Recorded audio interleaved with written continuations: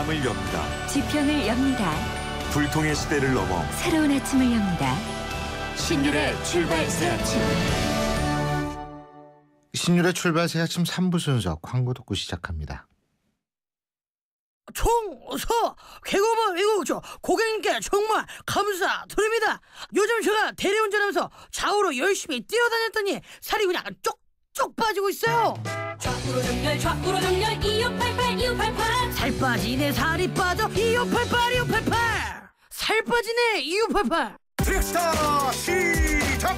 국민 모두 함께 하나 둘 셋 넷 21번 크게 마시고 가슴을 활짝 펴세요.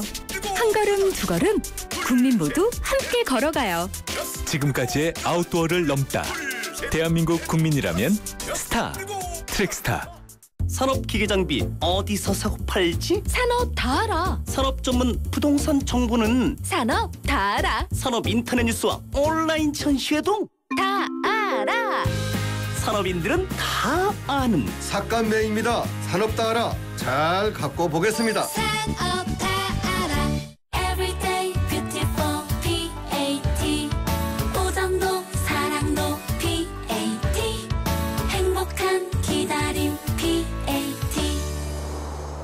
인생이라는 여행, 사랑이라는 지도. 동욱이와 인형이도 PAT.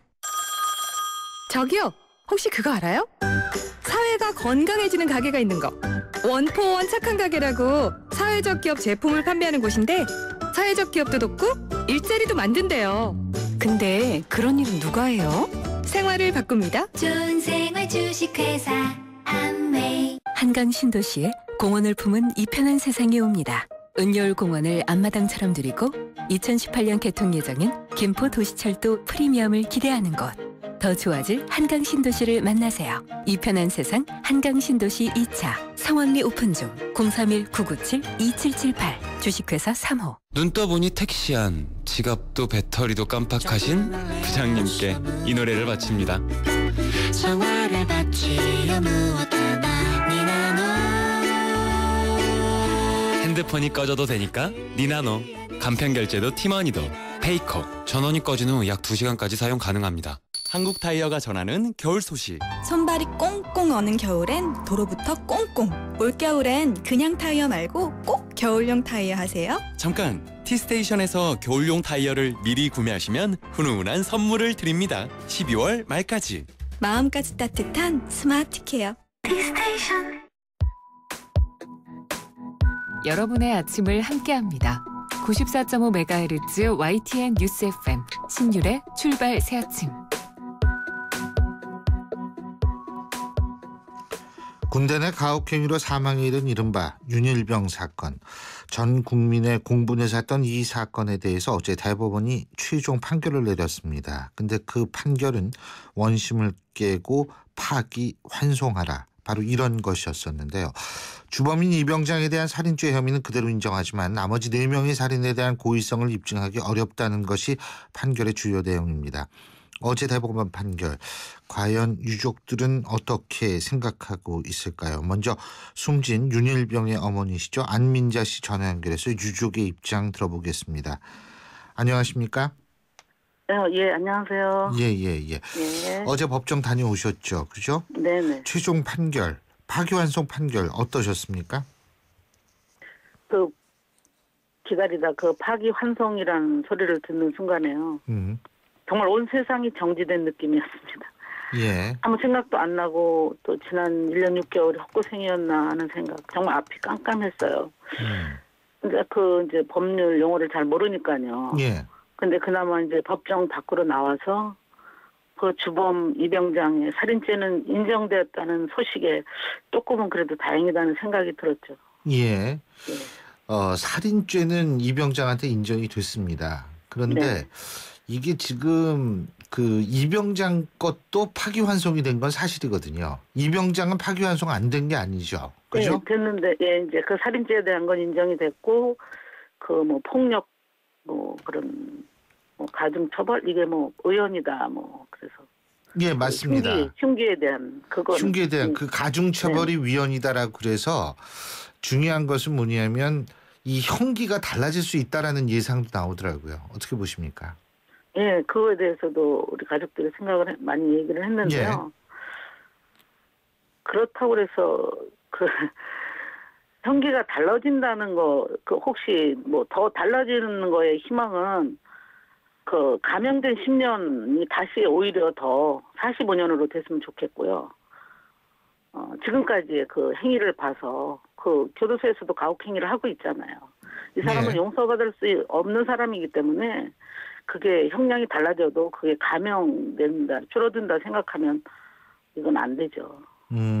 예. 그게 이제 변호사들마다 의견이 다릅니다. 어제 제가 저희 YTN TV에서 방송할 때에는 형량이 달라질 가능성도 있다라는 의견이 있는데 중요한 점은 어쨌든 또 하나 이제 이 이병장이라는 사람이 교도소 내에서 가혹행위 한 게 이제 추가로 기소가 되지 않습니까? 그죠? 네네. 그러니까 이 추가 기소되는 점하고 지금 헌법재판소에서의 위헌 결정이 난 부분하고 이것이 어떻게 매치가 되느냐에 따라서 달라질 수 있을 것 같은데요. 네. 예. 근데 그 나머지 4명한테 대해서는 이병장 말고 3명입니까? 4명입니까? 그 살인죄에 대한 건 3명이고요. 3명이죠. 거기에 또 유아사가 있죠. 예. 예. 그러니까 살인죄는 3명이죠. 그죠? 네네. 파기환송된 게 이제 그래서 이병장까지 합해서 그러니까 살인죄가 이제 그 파기환송된 건 3명인데 네네네. 이 3명에 대해서 뭐 그냥 놔두실 거예요? 어떻게 하실 거예요? 그 여론을 좀 일으켜야 된다라고 생각하십니까? 사실 그 우리가 그 3명에 대해서는 진짜 그 우리 유가족들이 너무너무 힘들게 그 마지막 그 2심 재판 전날에 탄원서를 사실은 써줬어요. 그 3명에 대해서요? 네네. 그 이유는요. 예. 제가 승주 우리 아들하고 정말 많은 대화도 나누었고요. 예. 기도도 많이 했습니다. 용서라는 게 뭘까? 과연 그들을 다 그렇게 해야 되나? 그거에 대해서. 그런데 그들이 그 재판 과정에서 그 3명의 가해자들은 조금은 진심으로 그런 뉘우치는 모습도 보였고요.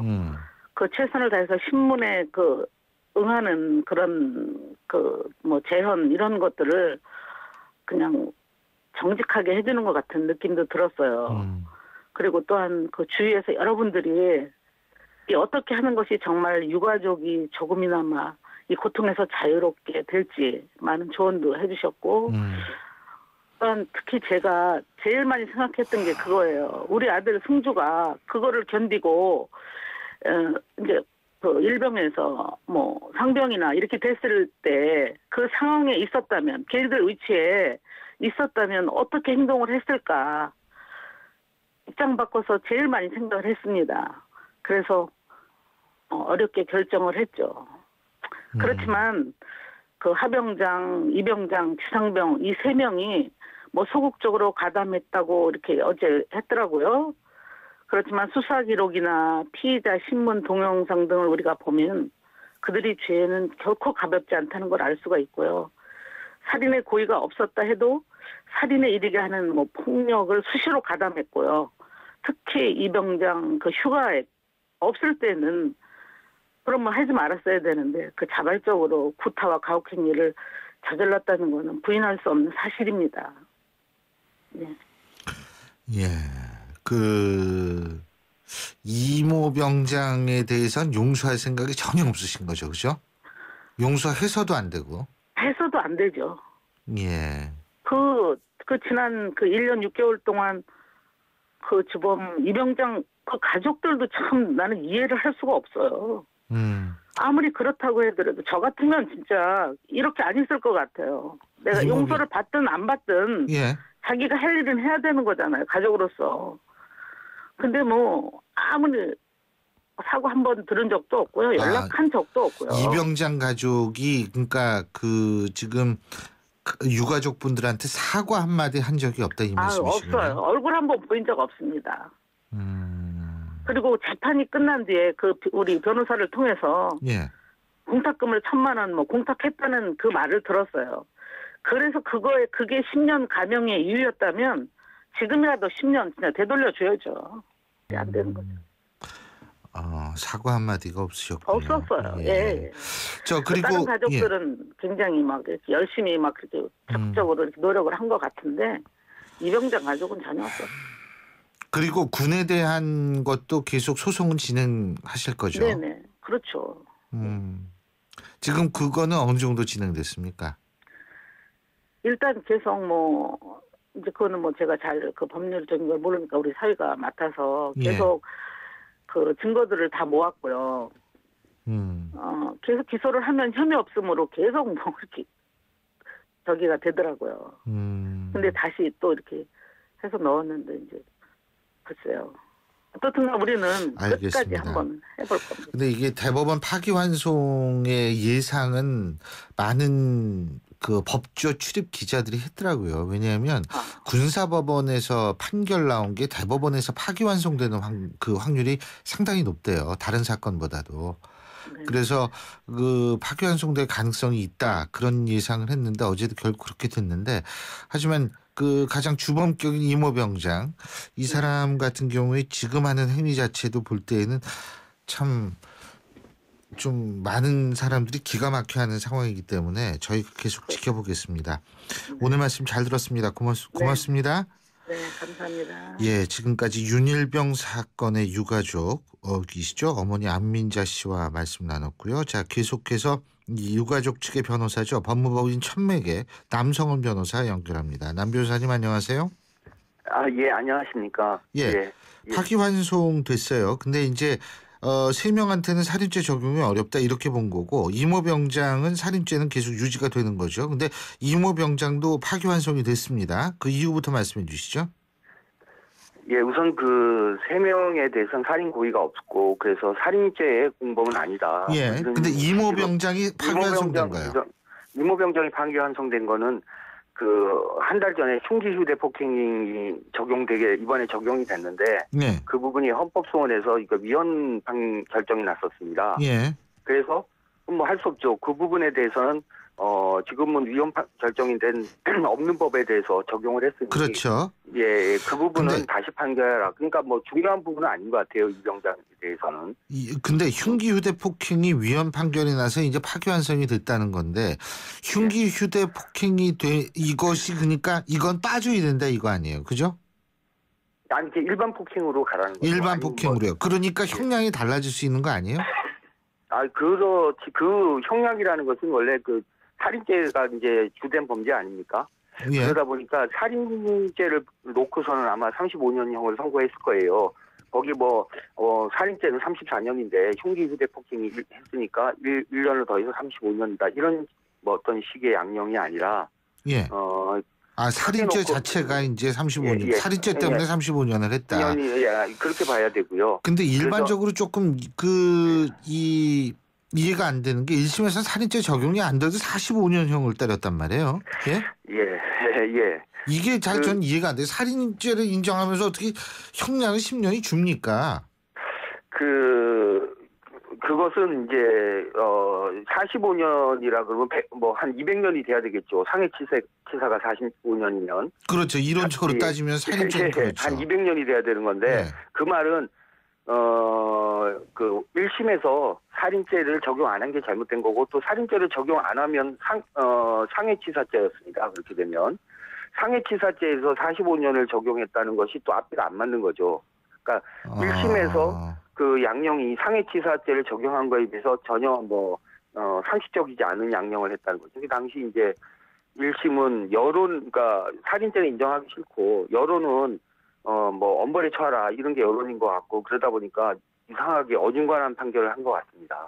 살인죄 인정 안 하면서 45년 때리는 게 굉장히 어중간한 판결이었다 이 말씀이신데요. 그죠? 예. 그리고 이게 군사법원에서 내린 판결이었죠. 그죠? 예, 그렇습니다. 예.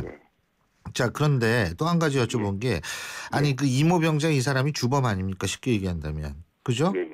이 주범이 또 다른 범행을 저질렀어요, 지금. 그래서 추가 기소하죠. 그죠? 이러면은 여기에 병합 심리를 해가지고 형량은 늘어날 가능성이 있는 거죠? 근데 그게 좀 되게 이렇게 좀 복잡한 문제가 있어요. 이게 경합범이라고 합니다. 그러니까 네. 지금 윤일병 사건에 대해서는 확정이 아직 안 되지 않았습니까? 예. 예. 근데 그 전에 또 죄를 저질렀단 말이에요. 그렇죠. 그래서 경합범인데. 예. 그런데 지금 이거는 윤일병 사건은 2심에서 재판을 하게 됩니다. 다시 환송이 돼서. 근데 그 교도소에서 구치소에서 저지른 범죄는 1심에서 재판을 하게 되고 별개로 진행할 수밖에 없어요. 일단은. 예. 근데 나중에 합사는 되나요? 그거는 이제 그걸 기다렸다가 그러니까 1심 끝나고 윤일병 사건을 이렇게 가지고 있다가 예. 그게 오면 병합해서 2심에서 같이 할 것인지 아하. 아니면은 따로 할지. 따로 할 것인지 보통 따로를 많이 합니다. 그렇게 되면 지금 윤일병 사건은 윤일병 사건대로 판결이 나오고 뭐 35년이면 이병장을 기준으로 35년이 나오고 또 교도소에 저질렀던 사건은 따로 또 형이 선고가 되겠죠. 그러면은 예를 들면 35년 다 살았어요. 그리고 교도소 내의 폭행 가혹행위 때문에 예를 들면 10년이 더 살아야 된다. 그러면 그 끝나고 다시 이제 그 쉽게 얘기해서 미터 다시 다시 꺾고서 다시 시작하는 거 아니에요? 그게 이제 몇 년 전까지는 네. 집행을 할 때 예. 그 억울하지 않습니다. 보통 경합법이라 그래서 그걸 한꺼번에 재판을 받았으면 그거를 합산해서 이제 이렇게 뭐 이게 좀 희석이 돼서 제일 중요한 죄질이 안 좋은 범죄를 가지고 이제 양형을 하는데 이게 별도로 재판받으면 두 개 그냥 단순 플러스를 한다면은 좀 이 재판을 받는 사람 범죄자 입장에서 좀 불합리한 게 있기 때문에 과거에는 그것을 원래 하나로 선고했을 때와 같이 집행을 하라 이런 법조문이 있었는데 요새는 그게 없어졌어요. 그러다 보니까 이제 두 번째 별개로 경합범이지만 두 번째로 판결을 할 때 그러한 사정을 감안해서 뭐 감형을 하거나 뭐 이럴 수 있다 이렇게 돼 있죠 법으로는. 그러니까 그 두 번째 사건 다시 말해서 교도소 내에서의 폭행 이런 거는 조금 원래 판결하는 것보다 좀 이 순화된 이 형량이 선고될 수 있다 이 말씀이시군요. 예, 왜냐하면 이미 뭐 35년이면 35년이 선고된 거니까 추가돼야 될 부분이니까. 근데 아직도 제가 볼 땐 정신을 못 차린 것 같은데요, 이 사람. 예, 이 병장은 좀 어떻게 뭐 사람이라고 표현을 하기가. 아니 제가 볼 땐 이건 정신 못 차린 것 같아요. 예. 그리고 나머지는 그러면 이제 형량이 줄겠죠. 지금 파기환송된 살인죄가 취소됐던 살인죄에 대한 파기환송이 이루어진 나머지 3명이요. 예, 그렇죠. 그 나머지 3명에 대해서는 아무래도 탄원서도 제출했다 그러더라고요, 가족들이. 아니 그것은 35년 받을 당시에 며칠 전에 탄원서를 제출했었습니다. 군대 2심 법원에서. 그래서 그게 감안돼서 아마 35년 정도가 됐던 거, 12년, 10년이거든요. 예, 12년, 10년이죠. 그렇게 그렇죠. 됐던 것 같은데, 근데 이제 거기다가 3명이 살인죄가 아니라 상해치사죄라면 더 감형될 가능성이 좀 많죠. 살인죄랑 상해치사죄는 다르지 않습니까? 예. 잘 알겠습니다. 앞으로 그러면은 이게 언제쯤 그 고등법원 2심이 끝날까요? 다시 파기환송됐으니까?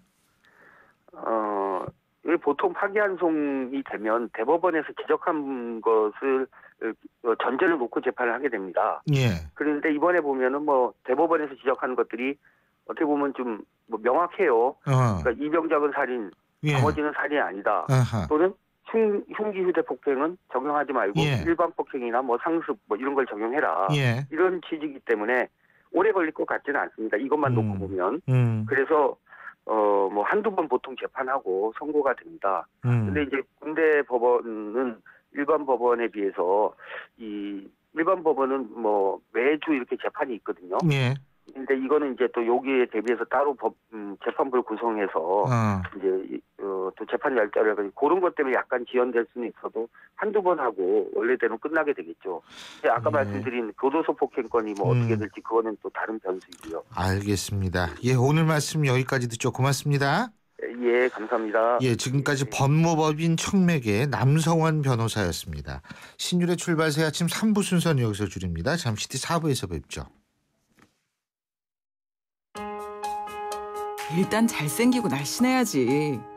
여자는 살림이나 잘하면 됐지. 어느 대학 나왔는지 보면 딱 안다니깐.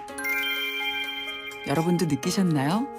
우리가 아무렇지 않게 웃고 지나치는 표현들, 당사자를 비하하고 차별하는 말입니다. 내 말 한마디가 누군가에게는 큰 상처가 될 수도 있습니다. 상처가 되는 말보다 존중의 말을 전해보세요. 참된 배려와 존중은 비하와 차별 없는 말에서부터 시작됩니다. YTN 라디오 언어문화 개선 캠페인은 국립국어원과 함께합니다. 얼마 전 출산을 해서 육아휴직을 쓰고 있어요. 아이 키우는 데만 전념할 수 있어서 좋아요. 전 육아휴직 대신 일하는 시간을 조금 줄여서 근무하고 있어요. 일도 하고 아이도 돌볼 수 있어서 정말 행복해요. 어머님이 편찮으셔서 병간호를 해야 하는데 고민이에요. 해결 방법이 없을까요? 네, 있습니다. 육아부터 가족 돌봄, 자기개발, 퇴직 준비까지 이제 필요에 따라 시간 선택제로 전환해 일할 수 있습니다. 물론 대우는 전일제와 달라지지 않습니다. 일과 삶이 행복해지는 시간 선택제. 이 캠페인은 고용노동부와 함께합니다. 안녕하세요. 셰프 최현석입니다. 바깥 활동하기 참 좋은 계절, 가을입니다. 그런데 여러분, 이거 알고 계신가요? 66년 만에 찾아온 최악의 가뭄으로 일부 지역은 제한급수라는 비상사태를 맞이했고요. 가뭄이 계속될 경우 원활한 식수 공급에도 문제가 생길 수 있다고 합니다.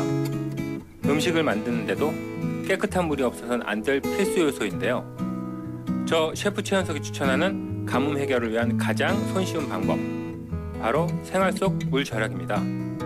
샤워하는 시간을 단 1분만 줄여도 양치질할 때 물을 컵에만 받았어도, 설거지할 때 설거지통만 활용해도 물 절약, 가뭄 극복에 큰 힘이 될 수 있다는 사실, 여러분 잊지 마세요.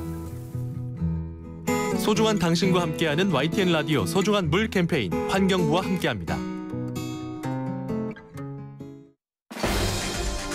날카로운 분석, 내일을 보는 시선, 신율의 출발 새 아침.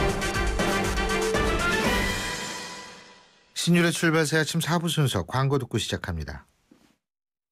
인터넷을 누르고 검색창에 입력하고 홈페이지 하단을 전화번호 어딨나? 전화번호 이건가? 복잡해! 지역번호와 114만 누르세요. 114 번호만 누르면 검색보다 쉽다 빠르다. 114. 핸드폰에선 꼭 지역번호 누르고 114.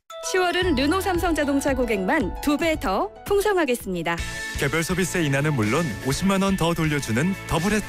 밸류박스로 보험, 보증, 신차 교환까지 SM5 디젤 QM3로 누리세요. Better and different. 르노 삼성 자동차. 신차 교환 조건 및 혜택은 매장에서 확인하세요. 여잔 아무 온수매트에나 놓는 거 아니야? 아니 그럼 어디 놓아요? 어디긴 온수매트니까 보일러 기술을 봐야지. 국가대표 보일러가 만든 또 하나의 보일러, 경동나비엔 온수매트. 국가대표 보일러? 경동나비엔. 성공하는 사람들의 놀라운 투자 비결, 용산의 미래를 누리는 곳에 오픈 예정인 면세점 상권까지, 그것도 남보다 먼저. 용산역 특급 상업시설 용산 서밋 스퀘어, 귀하가 선점하십시오. 1899-1331 대우건설. 아이파크, 힐스테이트, 레미안, 대한민국 빅브랜드의 만남. 9510세대 대단지, 1km 파크밴드, 100여 개의 테마공간. 강남을 바꾸다. 9510세대 송파 헬리오시티. 문의 02449-7440. 현대산업개발, 현대건설, 삼성물산이 함께합니다. 호주 워킹 홀리데이만 떠올렸다면 호주TV 무비 채널을 추천합니다. 세상의 중심에서 사랑을 외치던 영화 속 울루루. 호주는 카메라만 들면 영화가 되는 로맨틱한 곳이네요. 내 마음속엔 호주가 온에어 되고 있다. 호주 시드니 브리즈번 주 10일의 운항. Excellence in Flight, Korean Air. 지금 이 순간 아빠가 출근할 때 우리 모두 다 같이 뭘 자꾸 짜? 짜먹는 감기야. 물 없이 먹을 수 있으니까 어디서나 감기 잡기 쉽거든. 약 먹는 타이밍을 놓치면 감기 잡는 타이밍을 놓치니까. 국내 최초 짜먹는 감기약 대원제약. 최고의 품질로 변하지 않는 가치를 지켜온 렉서스가 이제 프리미엄 인증 중고차 서비스를 시작합니다. 191가지 철저한 품질 검사, 차별화된 추가 보증 서비스 렉서스 프리미엄 멤버십까지 변하지 않는 가치 렉서스 공식 인증 중고차 Lexus Certified. 오늘도 하품하다 하루가 다 갔어. 착한 활력이 필요해. 기운이 뿅 생겨났어. 활력이 슝슝 생겨났어. 착한 활력 비타민으로 채워주세요. 착한 드링크 비타오백. 눈 떠보니 택시 안, 지갑도 배터리도 깜빡하신 부장님께 이 노래를 바칩니다. 정화를 바치려 무엇보다 니나노. 핸드폰이 꺼져도 되니까 니나노.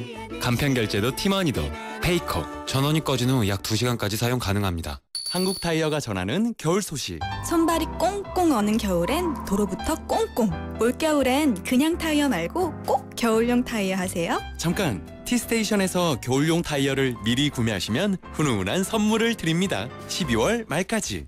마음까지 따뜻한 스마트 케어. T스테이션. 인생만큼 소중한 당신의 자산. 공부하지 않는 PB가 제대로 관리할 수 있을까요? 8개월 합숙 교육으로 신입부터 진짜 PB로 키우는 대우증권 PB사관학교. 진짜를 키운다. KDB 대우증권.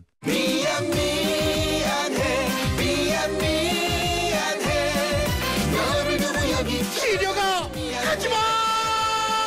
한 번 떠난 시력은 돌아오지 않습니다. 스마트 시대. 눈의 피로. 시력 강퇴엔 눈에는 눈약. 토비콤 S. 롯데가 만든 보일러. 정말? 참 좋은 가스 보일러. 30년 기술이니까 역시 믿을 수 있는 가스 보일러. 써본 사람들이 추천하는 롯데 가스보일러. 롯데 가스 보일러. 8시 37분 03초 지나고 있는데요. 지금 이 시각 교통 상황 알아보죠. 김재윤 캐스터. 네, 출발새 아침 교통정보입니다. 성산대교 남단에서 북단 쪽으로 가는 길 남단 부근 2차로에서 추돌 사고가 발생했습니다. 그렇다 보니까 뒤쪽으로 이어지는 서부간선도로 정체가 상당히 심한데요. 고척교 이전부터 사고 지점까지 시속 20km 미만 정체가 되고 있고 반대편 외곽 쪽으로는 목동교에서 신정교까지 구간 정체입니다. 강변북로 구리 쪽으로 가는 길 한남대교 목간 지점 하위차로 2개 차로에 걸쳐서 사고가 있었는데요. 5분 전쯤에 처리 작업 모두 끝이 났습니다. 다만 가양대교부터 한남대교까지 정체가 상당히 심한 편이고 올림픽대로도 행주대교에서 가양대교, 여의교부터 한강대교, 다시 반포대교부터 성수대교까지 강 동쪽으로 밀립니다. 출발새 아침 교통정보였습니다.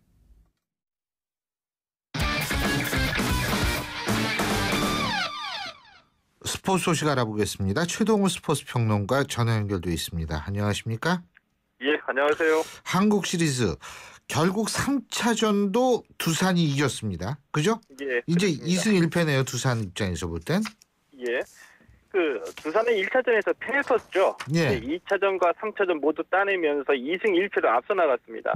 어제 이 3차전에서 5대1로 승리했거든요. 예. 무엇보다도 이 선발 투수 장원준 선수 7.2이닝 1실점으로 호투하면서 굉장히 많은 이 스포트라이트를 받았고요. 예.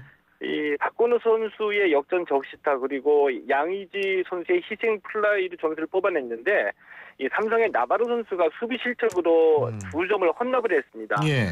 그러니까 이 선발 투수의 맞대결 그리고 이 수비에서 이 두산이 삼성을 압도했다 이렇게 정리할 수 있습니다. 근데 안타는 삼성이 더 많이 쳤다 그러더라고요. 예, 그랬죠. 근데 이제 그래서 삼성의 패인으로 선발 야구 실패를 지적하는 사람들이 좀 있죠.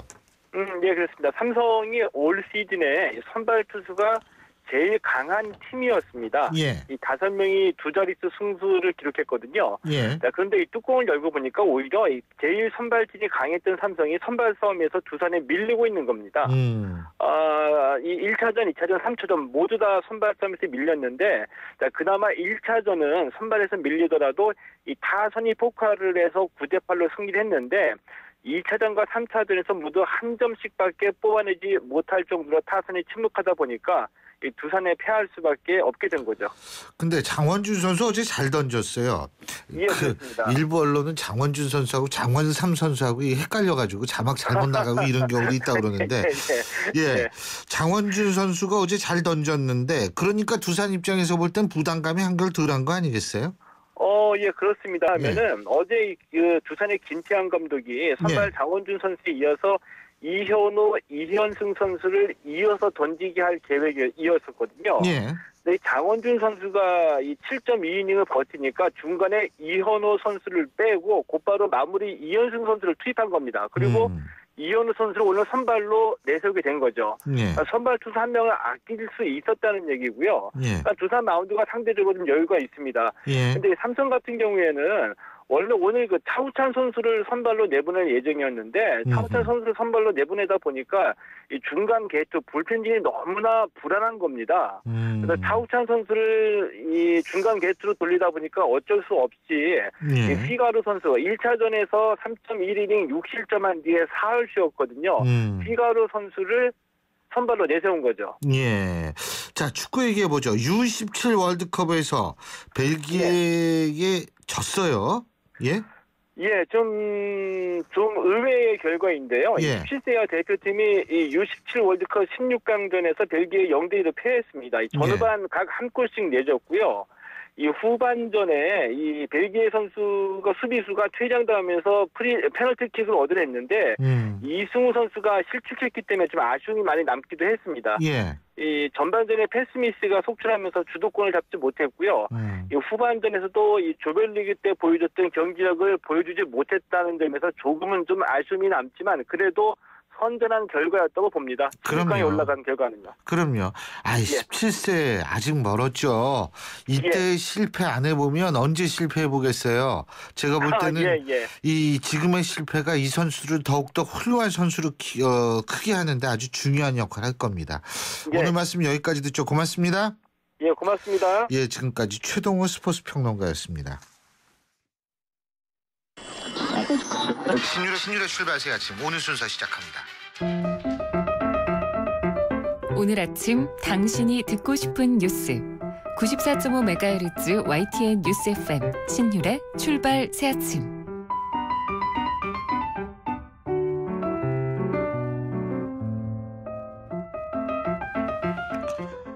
영원한 청년 작가로 불리는 소설가 박범신 씨가 42번째 소설로 돌아왔습니다.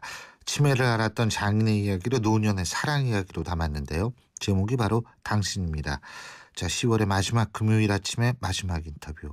소설가 박범신 씨 만나봅니다. 안녕하십니까? 네, 안녕하세요. 예, 사실 이 우리 박범신 교수님은 솔직히 학교에서 제 연구실 바로 옆 연구실에 계시던 분인데 네, 명지학 계시죠. 예, 좀 쑥스럽고 반갑습니다. 그래서 잘 지내시죠? 예. 자, 올해가 벌써 등단 42주년이 되셨네요. 그죠? 예, 그렇습니다. 예. 이번에 펴낸 장편이 42번째 소설인데 정말 이렇게 꾸준히 작품 쓰시는 게 쉬운 일이 결코 아닌데 무슨 비결이 있으실까요?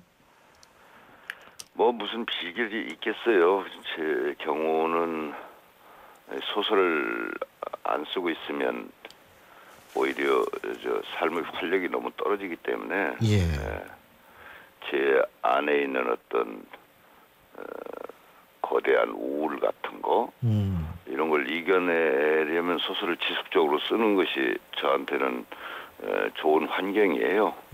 그러다 보니까 책이 많아졌네요. 아니요. 그게 참 어려운 일인데 하시는 거죠. 네. 근데 이번에는 노년의 사랑 이야기인데요. 그죠? 어떤 얘기인지 대충 좀 말씀해 주시죠. 마리아 청년 작가라고 제가 불리고 있지만 나이가 저도 어느덧 70이 돼가지고요.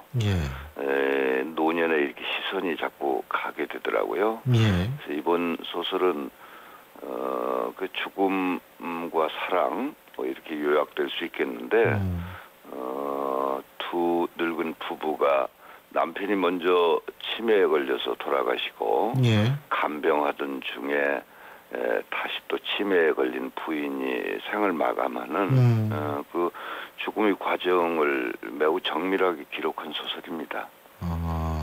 그렇군요. 네. 그러니까 치매가 이제 상당히 또 중요한 역할을 하겠죠. 나름대로. 그죠? 앞으로 아마 치매가 우리에게 큰 재앙이 될 것 같아요. 이 노년 시대에. 지금도 치매 환자가 지속적으로 늘고 있고 아직 완전한 치료법은 안 나와 있으니까요.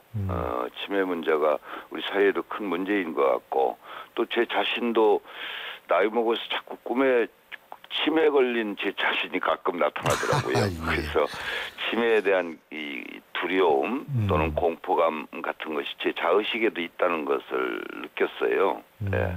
그리고 마침 작년 재작년부터 우리 장인어른께서 90이 넘으셔가지고 예. 치매를 걸려서 돌아가셨는데 가끔 문병 다니고 하면서 느꼈던 거. 그 장인어른의 큰 증세 중에 하나는 예. 이게 깊은 밤에 가족들이 다 잠들면 복도로나 거실로 나와서 이렇게 뭔가 큰 소리로 말씀하셔가지고 예. 가족들이 늘 함께 잠을 이루지 못하는 그런 고통이었어요. 가족들에게조차 그 어른이 말씀하시는 건 다 소음에 불과한 것으로 고통을 주었지만 작가인 제게는 그분은 평소 말씀도 별로 없으시고 굉장히 자기를 억제하고 사셨어요. 그 세대의 어른들이 다 그러셨거든요. 예. 자기 마음속에 있는 얘기를 다 하지 못하고 참고 견디고 산 그런 세월이었죠. 예. 그러니까 나는 어쩌면 치매에 걸린 그분이 마지막에 여러 달에 걸쳐서 다른 사람을 고통스럽게 했던 소음으로 들렸던 그 말들이야말로 그분이 평생 가슴에 간직한 진실한 말이 아니었을까. 그건 우리의 건강한 우리에게는 암호와 같았지만 그분 입장에서는 아마 정말로 세상에 대고 하고 싶었던 얘기를 하고 계셨던 것 같아요. 이 소설은 그런 구조로 되어 있습니다. 저희 장모님도 치매시거든요. 예. 그래서 제가 이 치매 환자가 있으면 상당히 가족들이 얼만큼 힘든지를 이 간접적으로나마 저도 경험을 하는데. 네. 근데 이 소설 속의 희옥은 남편이 치매에 걸리고 나서야 사랑이라는 거를 알게 됐는데, 그러니까 결국은 치매가 사랑의 매개체다 이렇게 볼 수 있는 건가요? 예, 이 소설은 뭐 여러 관점으로 읽을 수 있는데 하나는 이분들이 이제 70대 후반에 접어들었기 때문에 우리 70년에 걸친 사회 역사, 정치사가 배경에 걸려 있습니다. 그런 관점으로 볼 수도 있겠고 무엇보다도 저는 이 소설을 순애보로 생각하고 썼습니다. 그 여주인공은 평생 남편하고 살았지만 남편을 사실은 치매에 걸리기 전까지 한 번도 제대로 사랑해본 적이 없었고 그 남편은 오로지 아내만 바라보고 산 사랑이라는 게 늘 그렇게 엇갈리지요. 엇갈리는데 남편이 이제 치매에 걸리면서 자기 마음속에 담아뒀던 얘기를 전부 다 솔직하게 이제 소리 지르면서 말하기 시작하거든요. 그 말을 들으면서 남편의 깊이 있는 내면을 그제서야 비로소 이해하고 치매에 걸린 남편을 70대에 비로소 열렬히 사랑하기 시작해서 그분이 돌아가실 때까지 한 5년 동안 그 여자가 남편에 바치는 어떤 진실한 사랑, 헌신 이런 것들이 소설의 중심 라인을 이렇게 이루고 있다 이렇게 말할 수 있습니다. 예. 지금 이 말씀 쭉 들으니까 요새 그 황혼이혼 얘기도 많이 나오잖아요. 그렇죠? 그런데 이제 이 얘기는 지금 황혼이혼이 나오는 세태에 반대되는 얘기다 이렇게 볼 수 있는 건가요? 뭐 황혼이혼이라고 하는 게 이렇게 급증하고 있는 것은 여러 가지 요인이 있겠지만 무엇보다도 지금은 그냥 자본이 세계를 먹어버린 상태거든요. 노인이라고 거기 피할 수가 없죠. 30년, 40년 산 부부도 자본에 지배당하는 이 세계의 그 불모성 같은 것을 피해갈 수가 없는 것 같아요. 그게 가장 우리 사회의 큰 문제이고 또 우리들 개인의 행복을 위해서도 이걸 어떻게 이겨가느냐 하는 것이 굉장히 큰 문제이기 때문에 지금은 이제 사랑이나 뭐 부부관계조차도 이 자본의 욕망 체제 아래 놓여 있어서 그런 위기를 극복 못하는 것 같아요. 근데 사실은 사랑한다면 오히려 상대편의 그늘이나 고통이나 그 부족한 부분을 보는 것이지 상대편이 가지고 있는 것, 뭐 돈이 많다든가 뭐 멋지게 생겼다든가 이런 걸 보고 사랑하는 건 아니잖아요. 지금은 이제 젊은이들도 그렇고 나이 든 분들도 그런데 상대편이 무능하거나 가진 게 없거나 상처가 많으면 그걸 견디지 못하지요. 그런데 사실은 사랑의 본질은 상대편이 이 고통을 보거나 부족한 그늘을 보는 데서부터 저는 시작된다고 봐요. 그런 그늘을 보려고 하는 사랑이라면 이 노년의 이 황혼 이혼도 상당히 줄어들 수가 있는데 이 세상이 그렇지가 않으니까 안타깝게도 황혼 이혼도 늘어나는 추세에 있는 거지요. 그리고 특히 제 주인공은 안 그랬는데 이 가부장제의 오랜 관습적 그늘이 또 황혼 이혼을 부추기고 있다 이렇게 생각하고 있습니다. 앞으로 작품 계획은 또 있으실 거 아니에요, 그죠? 예, 제가 내년부터 이 한국과 타이완 그러니까 대만의 문학 잡지하고 한국의 문학 잡지하고 동시 연재 스케줄이 있습니다. 그래서 내년 봄부터는 새로 소설을 하나 그 두 가지 언어로 동시에 쓰게 될 것 같습니다. 근데 교수님께서 진짜 쓰고 싶으신 주제가 있으시면 어떤 주제세요? 뭐 이런 청탁이나 계약이나 이런 거 상관없이?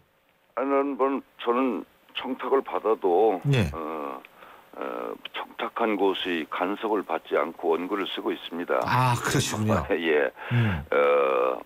지금은 작가들이 뭐 누구의 비율을 맞추는 시대는 아니고요.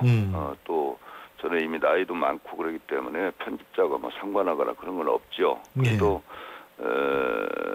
아무래도 그 매체가 있으면 매체가 바라는 것이 뭘까 하는 것들이 이제 얼핏 스스로 알게 되는 것들도 부자유하게 하는 면이 있죠. 부자유한 것은 아니지만 몇 가지 쓰고 싶은 주제들을 지금 뒤로 미루고 있는 것은 있습니다. 예를 들면은요? 예를 들면 제가 오래전에 어린 시절 배경으로 한 들길 연작을 단편 소설 한 2개 쓴 적이 있는데요. 그걸 아직 완성 못하고 있고 또 더러운 책상이라고 하는 장편이 있는데 그것의 제 2부작을 써야 하는데 자꾸 뒤로 미뤄지네요. 이제 뭐 금방 또 쓰시겠죠, 뭐 그거야. 알겠습니다. 앞으로도 좀 활발한 활동 기대해 보겠습니다. 오늘 말씀 여기까지 듣죠. 고맙습니다. 감사합니다. 지금까지 소설가 박범신 씨였고요. 자, 신율의 출발 새 아침 금요일 순서 벌써 줄일 때가 됐습니다. 일주일 빨리 갔습니다. 근데 이번 일주일은 가을이 유난히 깊어가는 일주일이었던 것 같습니다. 자, 다음 주는 어떤 가을이 될까요? 여러분 그 생각하시면서 주말 잘 보내시기 바라겠고요. 전 월요일 아침 7시 15분에 다시 오겠습니다. 지금까지 신율이었습니다. 고맙습니다.